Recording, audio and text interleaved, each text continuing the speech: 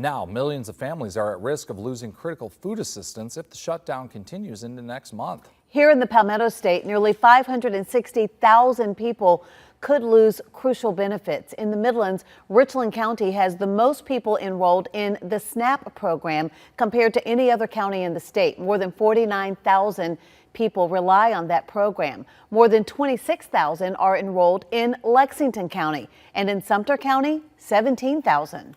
The federal government warning states that it could run out of money by November. Tonight, our State House reporter Mary Green explains what this could mean for hundreds of thousands of South Carolinians.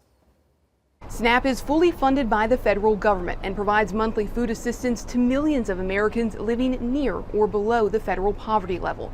Here in South Carolina, that's about 560,000 people. People who are eligible for SNAP are often living day to day trying to make ends meet. It could mean not being able to put food on the table. SNAP recipient households in South Carolina receive an average of about $380 each month.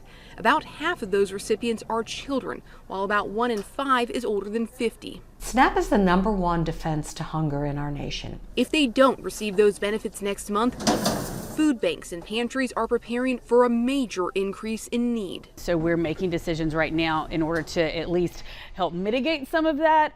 There's no way we're going to be able to fill that gap, but we at least want to show up and help mitigate as much as possible. South Carolina's largest food bank, Harvest Hope, says it comes at a time of year when it typically sees a surge in demand, but its donations are down.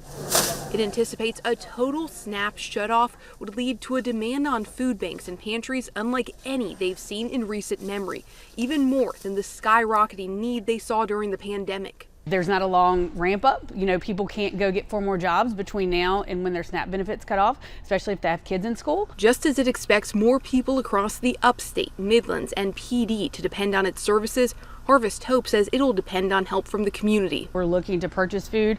We're looking for our neighbors to come in and help do food drives because we need to fill up our warehouses in order to meet that need. A number of other states, both Republican and Democratic-led, have warned their residents of this potential. Some of them have said if they were to fund SNAP next month by tapping into their own reserves, the federal government has said it will not reimburse them. And they don't know if SNAP recipients would be able to use benefits they saved from previous months into November.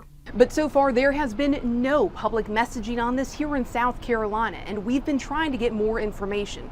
The Department of Social Services manages SNAP in the state and tells me it plans to release details on this on Wednesday. I also reached out to the governor's office, to which DSS directly responds, but a spokesman told me they have no comment at this time. Reporting from the State House, I'm Mary Green. Harvest Hope also tells us that another challenge in trying to prepare for the impending impact to SNAP is that at this point, there's no way to really tell when the shutdown will end. So they say it's really hard to know how much food to buy, not wanting any of it to go to waste if indeed the government reopens before November.